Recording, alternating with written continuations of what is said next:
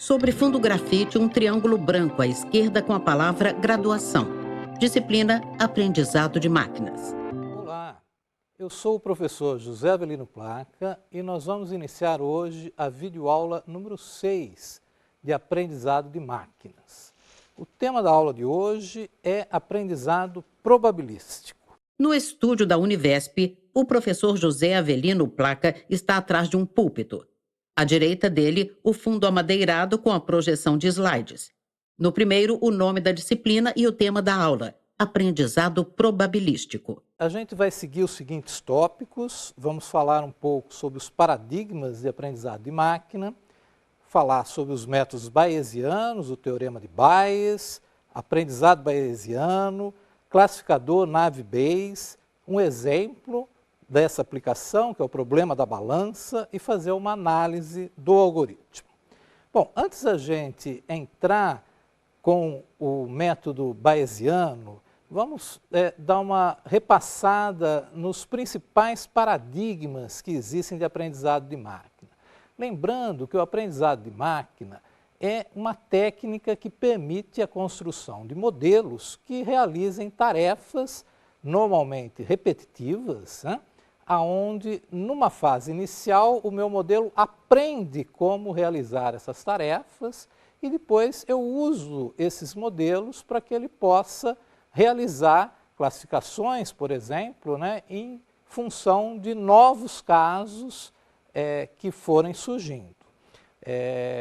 Dentre os paradigmas principais de aprendizado de máquina, a gente tem o paradigma simbólico, que os métodos principais são árvores de decisão, regras e redes semânticas, que a gente viu em aulas anteriores. O paradigma estatístico, cujos métodos principais se compõem do aprendizado bayesiano, que é objeto de estudo da aula de hoje. O paradigma baseado em exemplos, onde eu tenho o vizinho mais próximo, o raciocínio baseado em casos, como seus métodos principais. O paradigma conexionista, que tem a rede neural como seu principal método, e, finalmente, o paradigma evolutivo, que tem os algoritmos genéticos como seu principal método. Esses nós iremos ver em aulas posteriores. No slide Paradigmas de Aprendizado de Máquinas, tópicos lidos pelo professor e uma ilustração no canto inferior direito. Sobre fundo azul claro, um círculo branco. Dentro, à esquerda, um rosto vermelho de perfil com pontos interligados na região do cérebro. Abaixo do rosto, um tubo ondulado lembra a coluna vertebral. E à direita, uma engrenagem. Fonte freepik.com.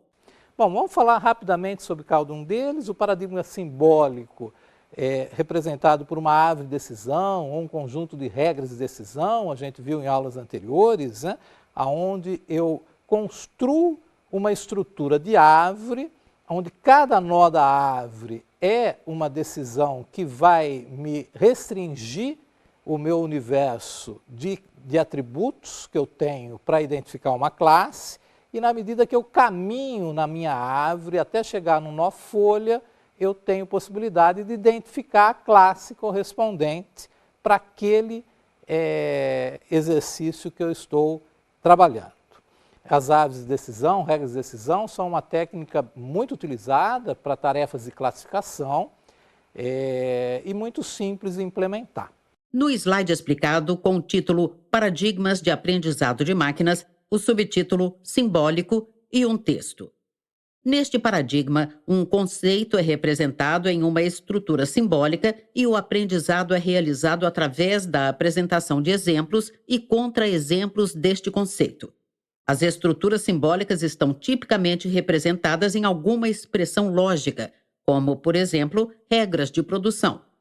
Exemplos de técnicas que utilizam este paradigma são agentes inteligentes e árvores de decisão. No lado direito do slide, um esquema do tipo árvore composto por retângulos roxos e azuis e setas diagonais para baixo que indicam sim ou não. No topo e centralizado, um retângulo roxo com a pergunta possui filhos? Dele partem duas setas. À esquerda, seta sim. À direita, seta não. A seta sim indica um retângulo roxo com a pergunta mais de 3 filhos? Do qual partem duas setas. À esquerda, seta sim. À direita, seta não. A seta sim indica o retângulo azul minivan. A seta não indica o retângulo azul SUV. No lado direito do esquema, a resposta não para possuir filhos indica um retângulo roxo com a pergunta: assiste Fórmula 1? A seta sim indica um retângulo azul com a palavra esportivo. A seta não indica outro retângulo roxo com a questão: gosta de campo? A seta sim indica um retângulo azul com a palavra off-road. A seta não indica outro retângulo azul escrito sedã. Fonte medium.com.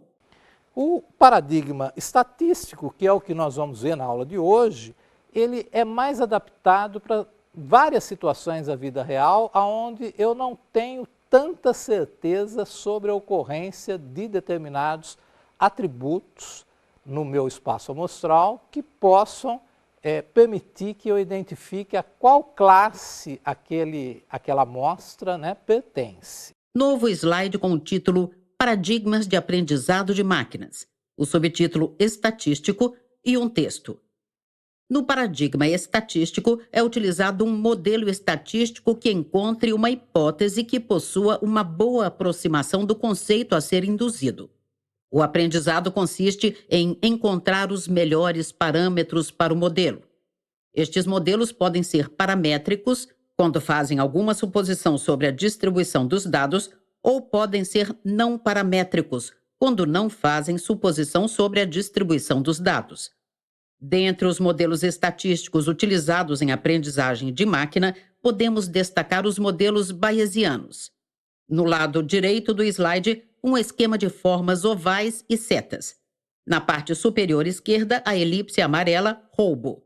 À esquerda da forma, há uma letra E à direita, uma tabela de uma coluna nomeada PR entre parênteses e uma linha com o dado 0.001.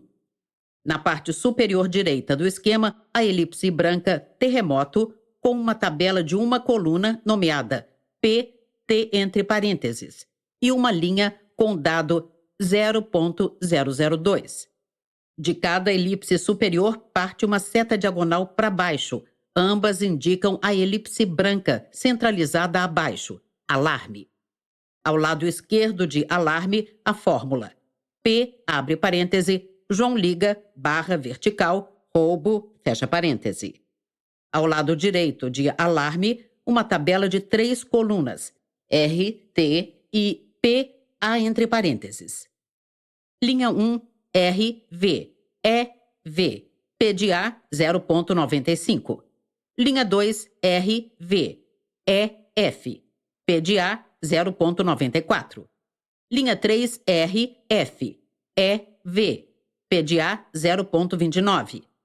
Linha 4, R, F, E, F, P de A 0.001. De alarme, partem 2 setas diagonais para baixo. À esquerda indica a elipse amarela, João liga. À direita indica a elipse branca, Maria liga. João liga tem um ponto de interrogação à esquerda e à direita uma tabela com 2 colunas, A e PJ entre parênteses. Linha 1A, V, P de J, 0.90. Linha 2A, F, P de J, 0.05. À direita de Maria liga, uma tabela com 2 colunas, A e PM entre parênteses. Linha 1A, V, P de M, 0.70. Linha 2A, F, P de M, 0.01. Então, no paradigma estatístico que nós vamos ver hoje, eu vou ter uma estrutura similar a essa que a gente está vendo, onde eu tenho uma rede bayesiana que vai me indicar as dependências de cada uma dessas variáveis e as respectivas probabilidades de que ocorram esses eventos. A partir do teorema de Bayes, da probabilidade condicional, a gente vai poder daí fazer inferências sobre a ocorrência de outras situações de acordo com as probabilidades levantadas. O paradigma baseado em exemplo, ele é feito quando eu tenho um conjunto grande de casos, de exemplos onde eu quero realizar por exemplo, uma tarefa de classificação ou de agrupamento desses exemplos, e eu uso uma estrutura onde eu registro esses exemplos numa base de casos e depois o meu algoritmo faz com que eu possa identificar padrões desses exemplos para que eu possa utilizar esses padrões na classificação de um novo caso que eu deseja fazer essa classificação. Novo slide com o título Paradigmas de Aprendizado de Máquinas, o subtítulo Baseado em Exemplos e o texto. Uma forma de classificar um novo padrão é lembrar-se de exemplos parecidos classificados anteriormente e, assim, atribuir ao novo exemplo uma classe de um padrão parecido. Esta é a ideia central deste paradigma. A técnica de raciocínio baseada em casos é um exemplo de técnica que utiliza este paradigma. Ao lado direito do texto, um esquema com formas geométricas laranja e setas azuis, que formam um ciclo no sentido horário. No topo, um retângulo nomeado Problema, novo caso. Depois, seta Recuperação aponta para o retângulo Casos mais similares. Seta Reutilização indica o retângulo Solução adaptada. Seta Revisão aponta para o retângulo Solução confirmada. Seta Retenção, que vai até Caso armazenado. Seta que indica um cilindro nomeado Base de casos, de onde parte a última seta, que indica casos mais similares. Fonte: Wangenheim e Wangenheim, 2003. O paradigma conexionista, que é representado pela técnica de redes neurais, as redes neurais elas fazem uma analogia à forma de transmissão de informação pelo cérebro humano, através dos nossos neurônios. Então, cada nó da minha rede neural, desse grafo que representa uma rede neural, ele representa um neurônio, as conexões representam as sinapses, e eu tenho uma função de ativação que faz com que aquele conhecimento ou aquele valor que eu quero que seja propagado passe para uma camada posterior da minha rede. Redes neurais, que nós vamos ver em aulas posteriores, é uma técnica hoje em dia amplamente utilizada para tarefas de aprendizado de máquina com resultados muito bons em termos de as métricas utilizadas para medir o desempenho do nosso modelo. Novo slide com o título Paradigmas de Aprendizado de Máquinas, o subtítulo Conexionista e o texto. O nome conexionista vem da área de pesquisa de redes neurais artificiais, RNA. Uma rede neural artificial é um modelo computacional inspirado no funcionamento do cérebro humano. Uma RNA possui 3 componentes principais: unidade de processamento, os neurônios, conexões, sinapses e uma topologia. As redes neurais possuem como principal característica aprender através de exemplos e poder de generalização. As redes Multi-Layer Perception, sigla MLP, e Self-Organizing Map, sigla SOM, são exemplos de técnicas que utilizam este paradigma de aprendizado. À direita, um exemplo com círculos coloridos dispostos verticalmente e interligados por linhas pretas. Eles formam 5 colunas. A primeira é amarela, depois 3 colunas de círculos verdes e a última coluna é de um círculo vermelho. À esquerda, Input Layer. 3 setas pretas para a direita, cada uma indicando um círculo amarelo. Cada círculo faz 4 conexões com 4 círculos verdes. À direita, Hidden Layers. 3 colunas de 4 círculos verdes. Na primeira coluna verde, cada círculo faz 7 conexões. 3 com cada um dos círculos amarelos e mais 4 com os círculos da próxima coluna verde. Na segunda coluna verde, cada círculo faz 8 conexões, 4 com a coluna anterior e 4 com a coluna seguinte. Na terceira coluna verde, cada círculo faz 5 conexões, 4 com a coluna anterior e 1 com um círculo vermelho. Centralizado na extremidade direita do esquema, um círculo vermelho é Output Layer. E, finalmente, o paradigma evolutivo ele é baseado na teoria da evolução de Darwin, onde eu modelo o meu conjunto de dados de entrada como se ele fosse, né, um genoma, né? Então, cada atributo eu vou indicar se ele pertence ou não pertence, né, àquele conjunto de dados que eu quero fazer o meu processamento, né? Então, eu tenho um gene que vai representar esse meu conjunto de dados de entrada e esse conjunto de genes, que vai ser a minha população inicial, eu aplico operadores genéticos, né, de reprodução, crossover, mutação, até que eu tenha uma população selecionada que vai me indicar qual é a resposta desejada.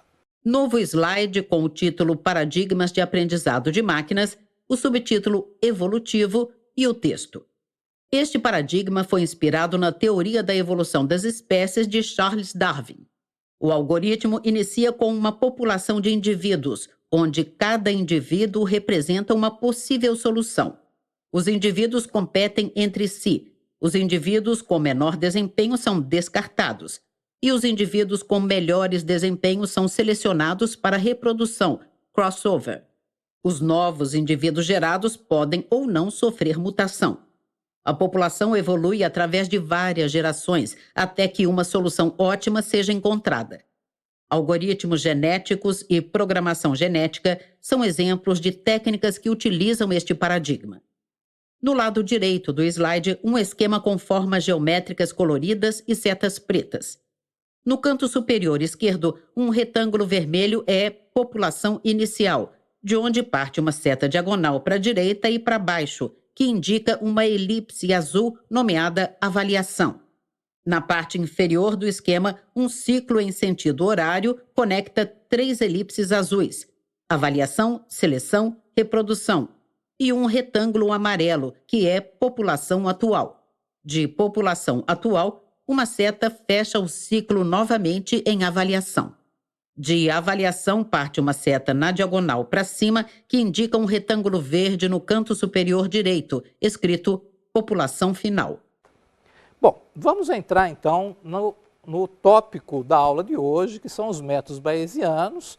Eles fornecem algoritmos muito práticos de aprendizagem, né? E a aprendizagem é feita através de uma construção de redes bayesianas, como nós vamos ver, né?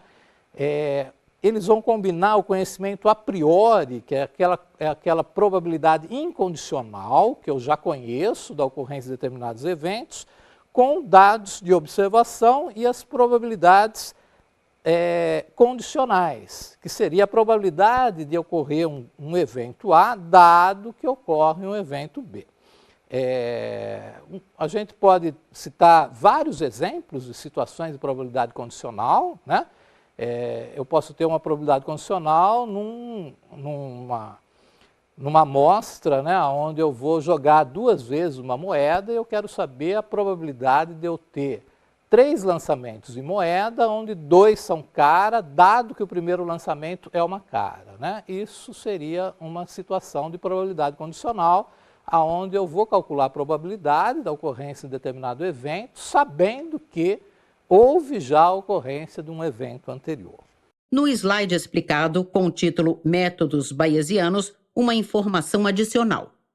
Assumem que a probabilidade de um evento A, que pode ser uma classe, dado um evento B, que pode ser o conjunto de atributos de entrada, não depende apenas da relação entre A e B, mas também da probabilidade de observar A, independentemente de observar B.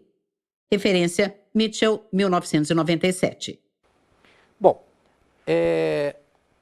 o teorema de Bayes, ele se baseia, né, na fórmula da probabilidade condicional, né? Então, isso faz parte da teoria de probabilidades, né?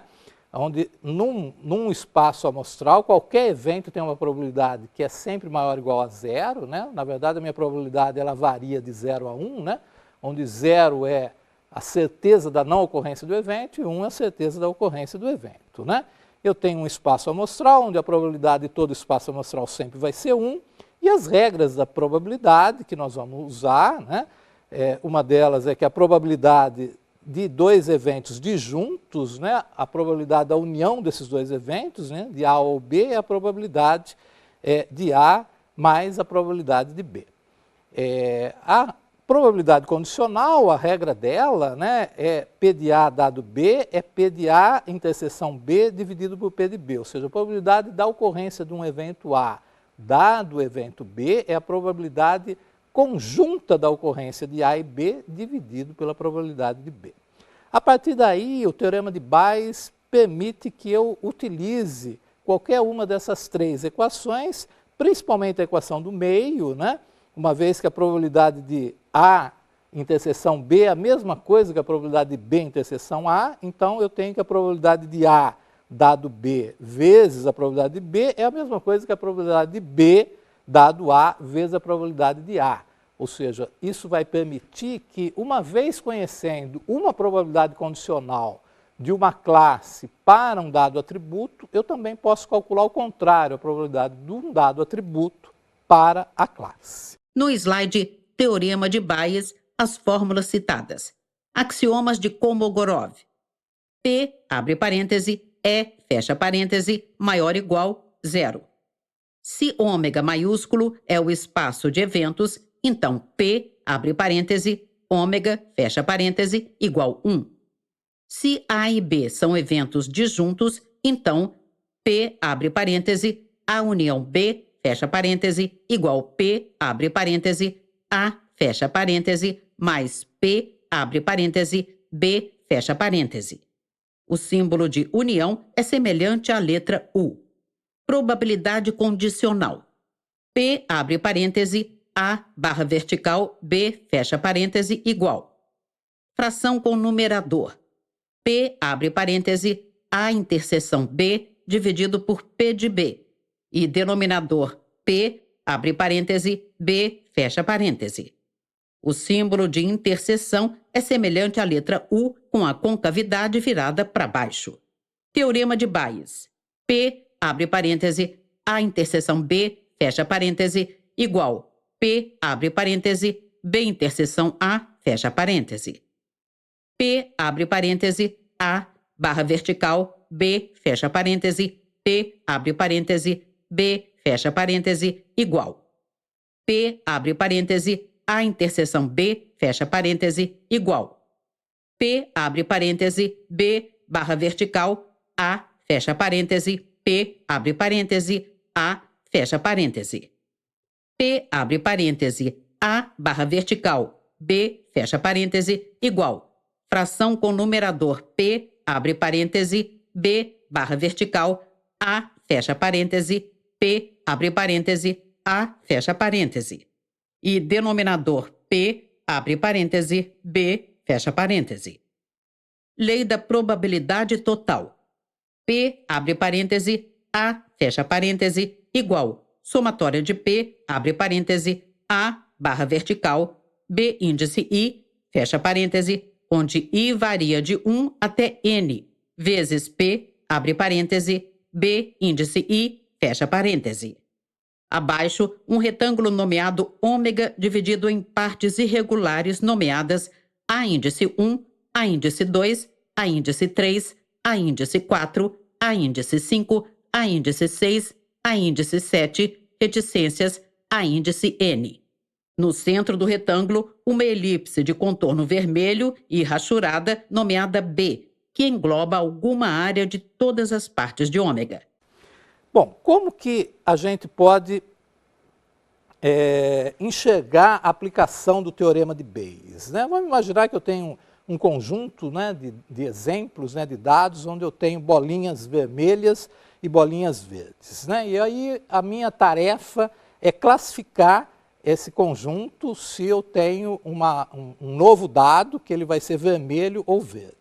Se a gente fizer uma conta aí, né, nós vamos ver que a gente tem um total, né, de 60 bolinhas, né, no total, onde o verde são 40, né, e o vermelho são 20. Então a probabilidade a priori, né, a probabilidade que eu já conheço, né, de antemão, né, de eu ter uma bolinha verde é o total dos verdes que eu tenho, que são 40, dividido por 60, que é o total da minha amostra toda, que vai dar 4/6. E o vermelho seria, né, o total de vermelhos 20 dividido por 60, que vão dar 2/6. No slide Teorema de Bayes, uma ilustração do exemplo citado pelo professor.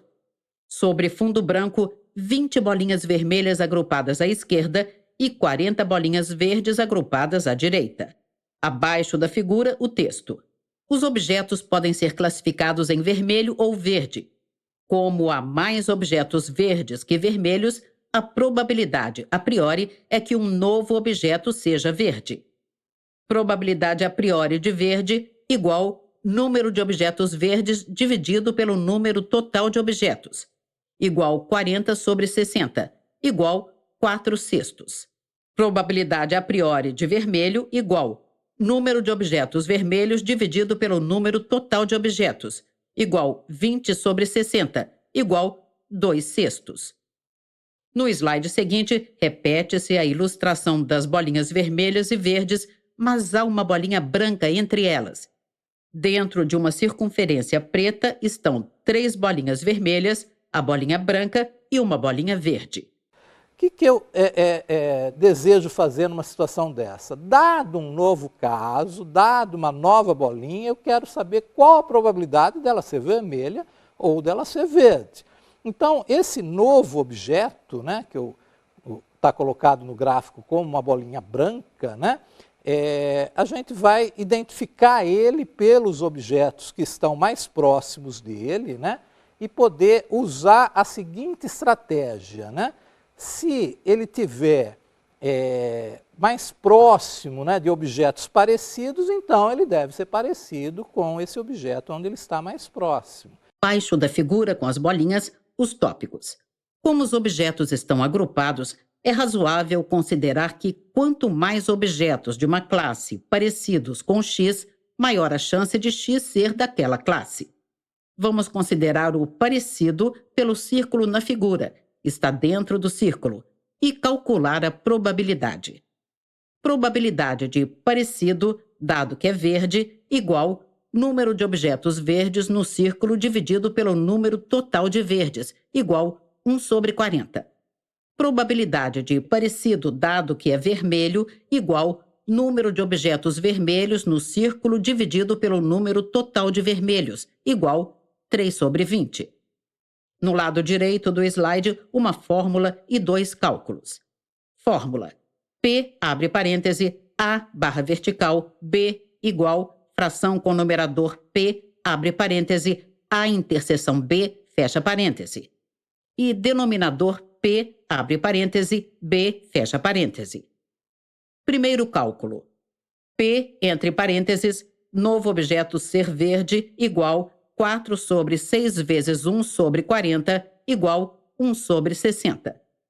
Segundo cálculo. P, entre parênteses, novo objeto ser vermelho, igual 2 sobre 6 vezes 3 sobre 20, igual 1 sobre 20. Então, se a gente olhar, né, no novo exemplo, né, qual é a probabilidade, né, essa nova bolinha, né, que eu ainda não sei como classificá-la, né, qual a probabilidade dela ser vermelha, né, ou qual a probabilidade dela ser verde, né? Então, a probabilidade do novo objeto ser verde vai ser a probabilidade dele ser verde vezes a probabilidade de que, dado que ele é verde, dado que ele é mais parecido com o verde, qual a probabilidade dele ser verde. Então, aplicando o teorema de Bayes, né, a probabilidade desse novo objeto ser verde seria 4/6 vezes 1/40, 1,60. 1 dividido por 60, né? E a probabilidade do novo objeto ser vermelho seria 2 dividido por 6 vezes 3 dividido por 20. Aonde aí eu estou usando a probabilidade a priori, que eu já calculei, do objeto ser verde ou vermelho, e estou usando a probabilidade condicional, né? Baseado simplesmente nesse conjunto de bolinhas que estão no círculo, né, dos objetos mais próximos. Então, essa é a ideia que nós vamos utilizar para resolver problemas utilizando o teorema de Bayes, utilizando os métodos bayesianos que a gente vai utilizar para fazer classificações. Bom, um outro exemplo que a gente pode utilizar para a gente entender melhor esses conceitos, né, é esse exemplo que está sendo exibido, onde eu tenho um conjunto de probabilidades a priori, ou seja, probabilidades que eu já conheço, né, inicialmente, que seria a probabilidade de uma determinada doença estar ou não presente. Então, a probabilidade da doença estar presente, no meu espaço amostral é 8%, e a probabilidade dela estar ausente é 92%. E depois eu tenho um conjunto de informações relativas às probabilidades condicionais. E aí eu tenho, dado um teste de resultado positivo, qual é a probabilidade de eu ter esse teste positivo se a minha doença é presente? Eu tenho 75% de probabilidade nesse caso. E qual a probabilidade do meu teste ser negativo, dado que a doença está presente? 25%. Então, essas são as minhas probabilidades condicionais. Novo slide com o título Aprendizado Bayesiano e um esquema com duas elipses lado a lado e conectadas por uma seta para a direita. A elipse esquerda é probabilidade a priori. Doença presente, 8%. Ausente, 92%. A elipse da direita é probabilidade condicional, uma tabela nomeada teste com 3 colunas, doença, positivo e negativo. Nas duas linhas, os dados. Linha 1, doença presente, positivo 75%, negativo 25%. Linha 2, doença ausente, positivo 4%, negativo 96%. Fonte: Inteligência Artificial, uma abordagem de aprendizado de máquina. Facelli et al. Abaixo do esquema, fórmulas e cálculos. Fórmula: P, abre parêntese, A, fecha parêntese, igual P, abre parêntese, A, barra vertical, B, fecha parêntese, vezes P, abre parêntese, B, fecha parêntese. Dados: P, abre parêntese, doença igual presente, fecha parêntese, igual 0,08. P, abre parêntese, doença igual ausente, fecha parêntese, igual 0,92. P, abre parêntese, teste igual positivo, barra vertical, doença igual presente, fecha parêntese, igual 0,75. P, abre parêntese, teste igual negativo, barra vertical, doença igual ausente, fecha parêntese, igual 0,96. Cálculos: P, abre parêntese, teste igual positivo, fecha parêntese, igual P, abre parêntese, teste igual positivo, barra vertical, doença igual presente, fecha parêntese, vezes P, abre parêntese, doença igual presente, fecha parêntese, mais P, abre parêntese, teste igual positivo, barra vertical, doença igual ausente, fecha parêntese, vezes P, abre parêntese, doença igual ausente, fecha parêntese, igual 0,75 vezes 0,08 mais 0,04 vezes 0,92 igual 0,0968. P, abre parêntese, teste igual negativo, fecha parêntese, igual P, abre parêntese, teste igual negativo, barra vertical, doença igual presente, fecha parêntese, vezes P, abre parêntese, doença igual presente, fecha parêntese, mais P, abre parêntese, teste igual negativo, barra vertical, doença igual ausente, fecha parêntese, vezes P, abre parêntese, doença igual ausente, fecha parêntese, igual 0,25 vezes 0,08 mais 0,96 vezes 0,92 igual 0,9032.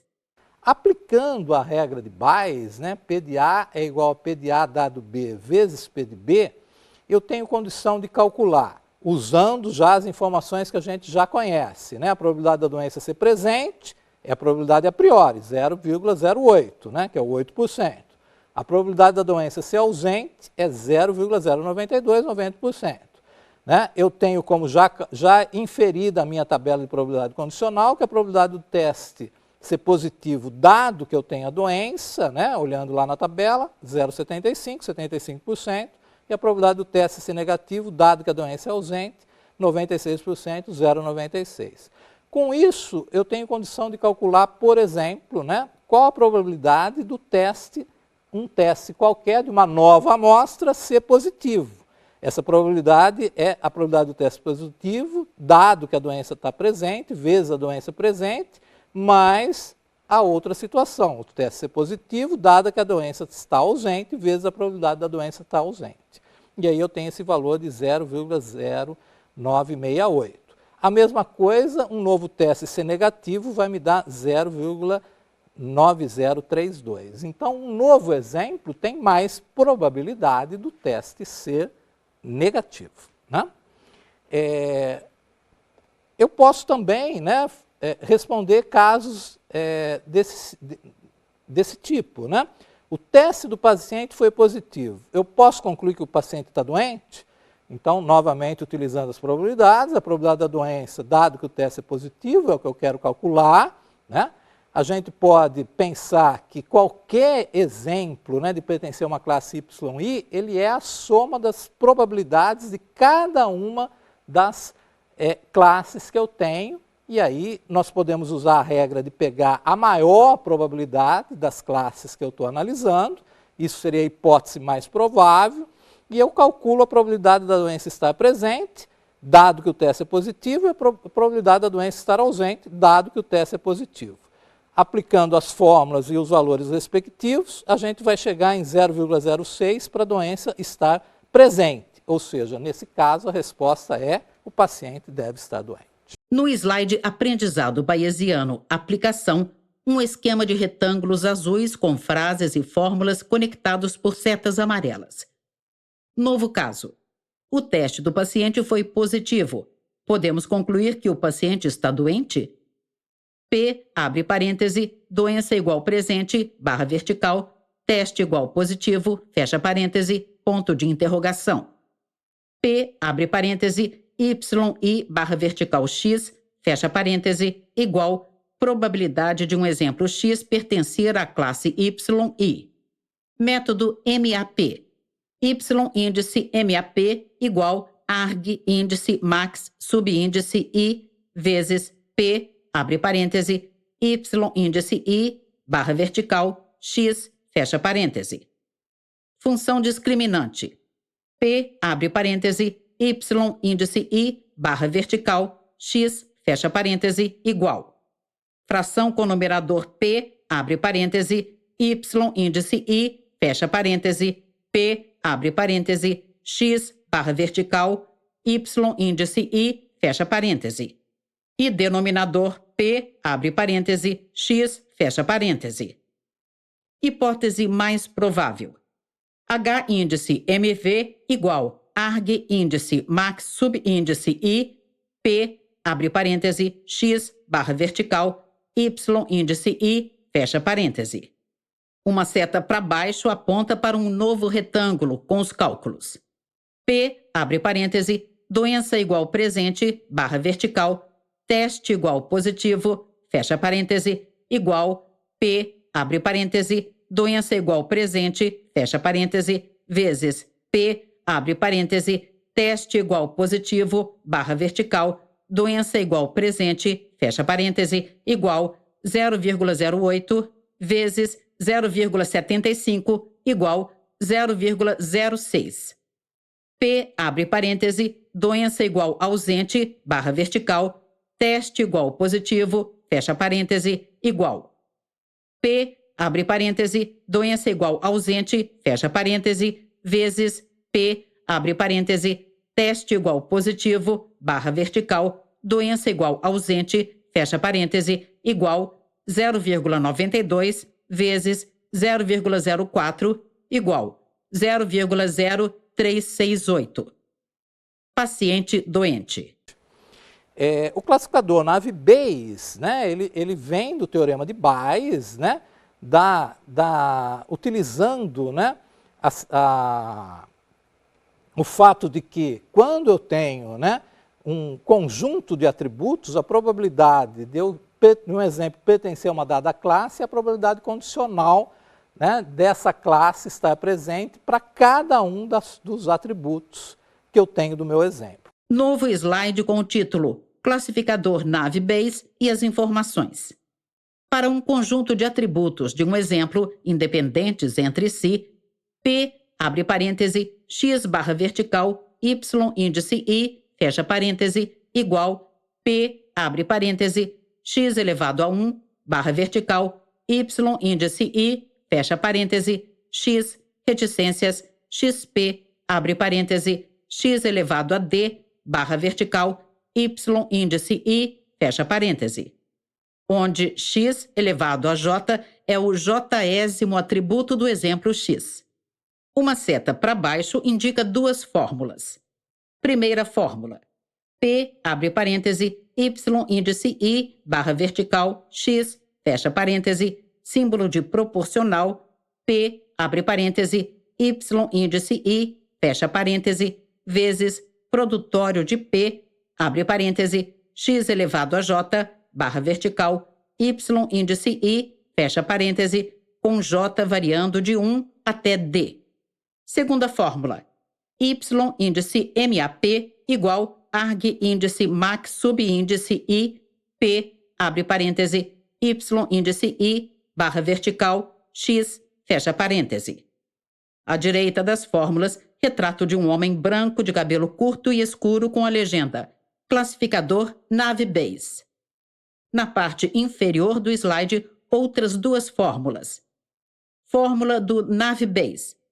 Log, abre parêntese, P, abre parêntese, Y índice I, barra vertical, X, fecha parêntese, símbolo de proporcional, log, abre parêntese, P, abre parêntese, Y índice I, fecha parêntese, mais somatória de log, abre parêntese, P, abre parêntese, X elevado a J, barra vertical, Y índice I, fecha parêntese, onde J é a base da somatória. Caso particular, duas classes. Log de fração com numerador P, abre parêntese, Y índice 1, barra vertical, X, fecha parêntese. E denominador P, abre parêntese, Y índice 2, barra vertical, X, fecha parêntese. Símbolo de proporcional. Log de fração com numerador P, abre parêntese, Y índice 1, fecha parêntese. E denominador P, abre parêntese, Y índice 2, fecha parêntese. Mais somatória de log D, fração com numerador P, abre parêntese, X elevado a J, barra vertical, Y índice 1, fecha parêntese. E denominador P, abre parêntese, X elevado a J, barra vertical, Y índice 2, fecha parêntese, onde J é a base da somatória. Com isso, eu chego na fórmula, né, de P de YI dado X é proporcional a P de YI vezes o produto de P de X dado YI. Isso utilizando, né, a minha função do Y máximo, né, do argumento máximo da probabilidade, eu posso transformar isso numa fórmula logarítmica, que estão as fórmulas abaixo, que são normalmente as fórmulas utilizadas, né, em exemplos, né, e na implementação. Bom, finalmente vamos ver um exemplo novo, que é o exemplo da balança, onde eu tenho dois braços, eu quero saber para que lado pende a balança, os meus atributos é o peso do lado esquerdo, a dimensão do braço esquerdo, o peso do lado direito, a dimensão do braço direito, e minhas classes vão ser a balança pende para a esquerda, pende para a direita, ou ela está equilibrada. Nesse caso, como os meus valores são contínuos, a gente tem que ter uma tarefa de discretização e separar esses valores em faixas de valores discretos para que a gente possa aplicar o algoritmo. Se eu estivesse tratando com algoritmos categóricos, isso não seria necessário. No slide exemplo, problema da balança, tópicos à esquerda. Cada exemplo é classificado em uma de 3 posições da balança. Balança está inclinada à esquerda, balança está inclinada à direita, balança equilibrada sem inclinação.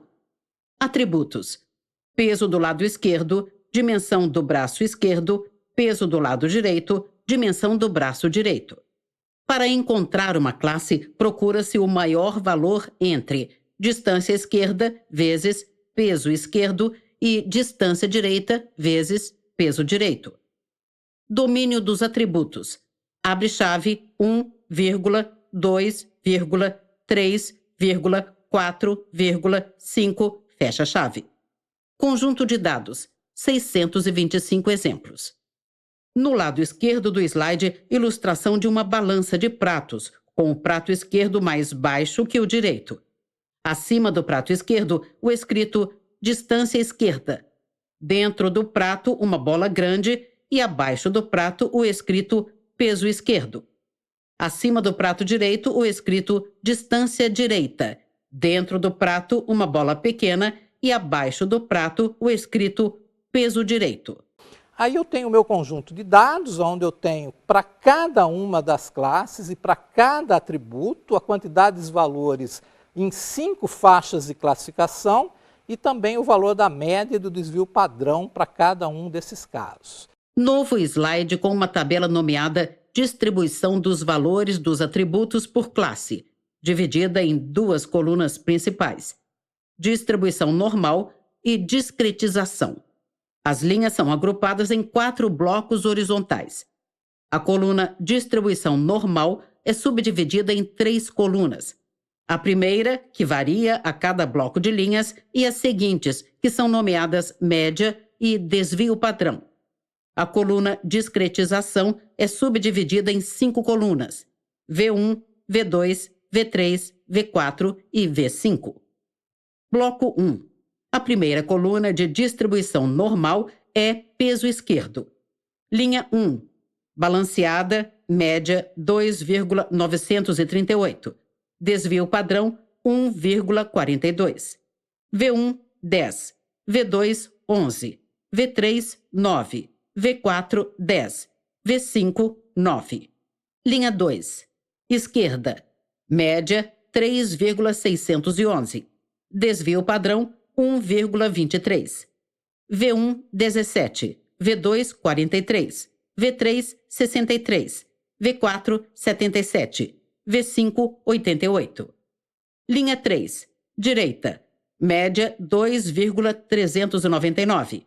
Desvio padrão 1,33. V1, 98. V2, 71. V3, 53. V4, 38. V5, 28. Bloco 2. A primeira coluna de distribuição normal é nomeada distância esquerda. Linha 1, balanceada. Média 2,938. Desvio padrão 1,42. V1, 10. V2, 11. V3, 9. V4, 10. V5, 9. Linha 2, esquerda. Média 3,611. Desvio padrão 1,22. V1, 17. V2, 43. V3, 63. V4, 77. V5, 88. Linha 3, direita.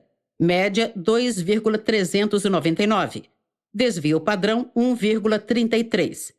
V1, 98. V2, 71. V3, 53. V4, 38. V5, 28. Bloco 3. A primeira coluna de distribuição normal é peso direito. Linha 1, balanceada. Média 2,938.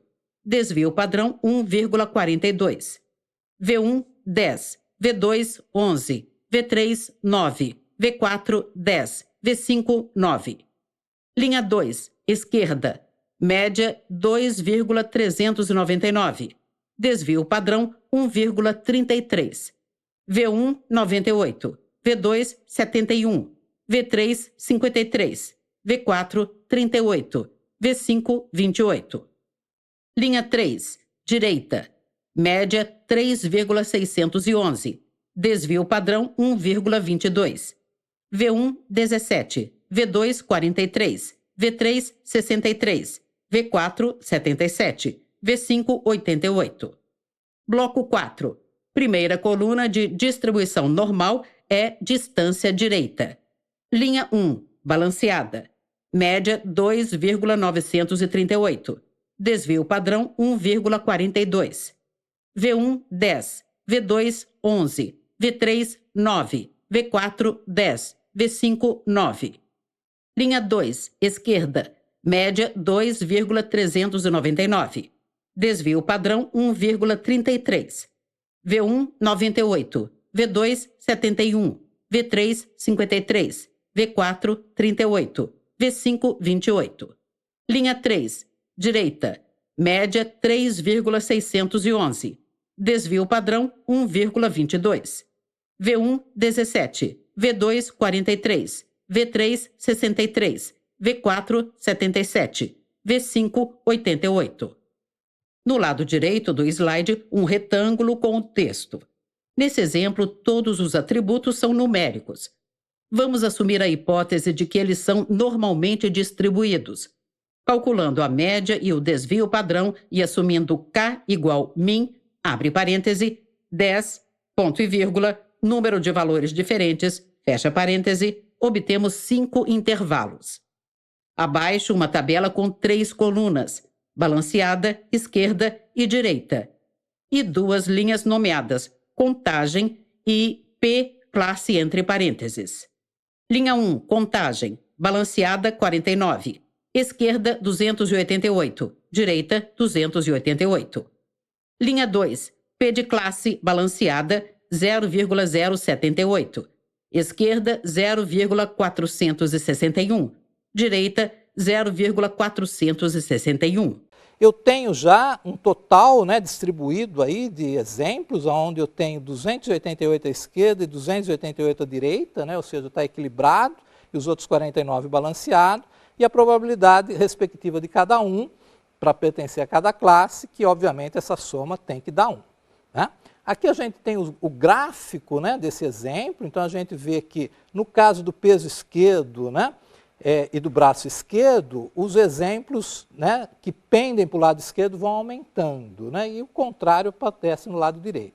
Novo slide com o título Exemplo, problema da balança e 5 gráficos. O primeiro é um gráfico de colunas com título Peso esquerdo. O eixo vertical é valores e numerado de 1 a 5 de cima para baixo. O gráfico tem 3 colunas divididas em blocos alinhados, um abaixo do outro. À esquerda, coluna B em cinza claro, dividida em 5 blocos de mesmo tamanho. Ao centro, coluna E em cinza médio, dividida em 5 blocos que aumentam gradativamente de tamanho, respectivamente, para os valores de 1 a 5. À direita, coluna D em cinza escuro, dividida em 3 blocos de cima para baixo. O primeiro com altura de 3/4 da coluna, o segundo com altura pequena e o terceiro bloco com altura menor que a anterior. Ao lado direito, outro gráfico de colunas nomeado peso direito com eixo vertical, valores, numerado de 1 a 5 de cima para baixo. O gráfico tem 3 colunas divididas em blocos alinhados um abaixo do outro. À esquerda, coluna B, em cinza claro, dividida em 5 blocos de mesmo tamanho. Ao centro, coluna E, em cinza médio, dividida em 5 blocos que diminuem gradativamente de tamanho, respectivamente, para os valores de 1 a 5. À direita, coluna D, em cinza escuro, dividida em 5 blocos que aumentam gradativamente de tamanho, respectivamente, para os valores de 1 a 5. O terceiro gráfico é nomeado classe, com eixo vertical, número de exemplos e as marcações de baixo para cima, 0, 50, 100, 150, 200. Do eixo horizontal partem 3 colunas. Coluna B, em cinza claro, atinge 50 exemplos. Coluna E, em cinza médio, passa de 250 exemplos. Coluna D, em cinza escuro, passa de 250 exemplos. A gente está vendo aí a distribuição das classes que está igual e a distribuição normal para cada um dos casos, né, do lado esquerdo, do lado direito e balanceado, a gente vê que tem uma distribuição normal. Isso é importante para que eu não tenha um conjunto de exemplos enviesado. Então, não é esse o caso. Na parte inferior do slide, 2 gráficos de linhas semelhantes e que representam a distribuição normal. À esquerda, o primeiro gráfico. O eixo vertical é probabilidade, com as marcações de 0,00 a 0,35 de 5 em 5 décimos de baixo para cima.